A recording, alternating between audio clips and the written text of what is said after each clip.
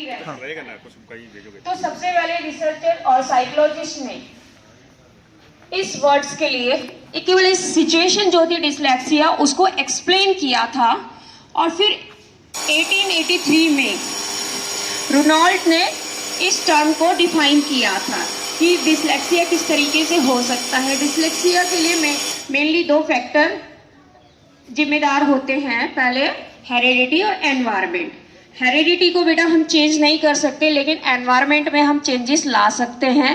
ये प्रॉब्लम ऐसी है कि इसके लिए कोई मेडिसिन नहीं है, लेकिन हाँ हम वक्त के साथ साथ, टाइमिंग के साथ साथ इसमें इम्प्रूवमेंट कर सकते हैं। आपने कुछ वर्ड्स देखे होंगे बच्चों को लिखते हुए कि 9 को P बना देता है। आप लोग छोटे बच्चे भी कई बार कर देते हैं, 9 को P बना देते हैं, वाच को साल लिख देते हैं, कुछ लेटर्स में डिफरेंस आ जाता है, उनको पढ़ने में लिखने में दिक्कत आने लगती है। और बेटा ये टाइम टू टाइम चेंज होता रहता है और स्कूल गोइंग बच्चों में ज्यादा देखा जाता है, और ये गैप को हमारे रीडिंग गैप को हमारे बढ़ा देता है, जिसकी वजह से हम लोग ये प्रॉब्लम फेस कर रहे हैं। हमारे 46 क्रोमोसोम्स होते हैं, 23 हमें अपने पेरेंट्स से मिलते हैं, मदर से मिलते हैं, 23 फादर से मिलते हैं। तो हमारा 6 नंबर और 15 नंबर जो क्रोमोसोम्स होता है उसकी वजह से हमें लर्निंग डिसेबिलिटी हो जाती है।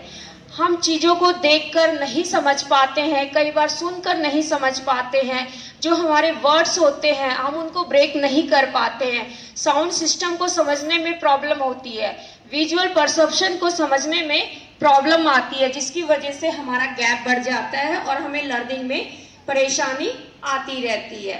तो बेटा टाइम टू टाइम हम एक्वायर करते रहें, अपने एनवायरनमेंट को चेंज करते रहें तो ज़्यादा बेटर रहेगा। हेरिडिटी तो हम चेंज नहीं कर सकते हैं, लेकिन हम अपने एनवायरनमेंट को चेंज कर सकते हैं।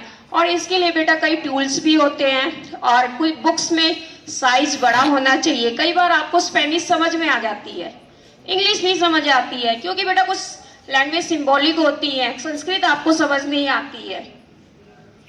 तो बेटा आपने एक पिक्चर देखी होगी, उससे आपको बहुत ज्यादा क्लियर हो जाएगा। तारे जमीन पे, जिसमें ईशान था, वो स्पेसिफिक लर्निंग डिसेबिलिटी से डिसेबल्ड था।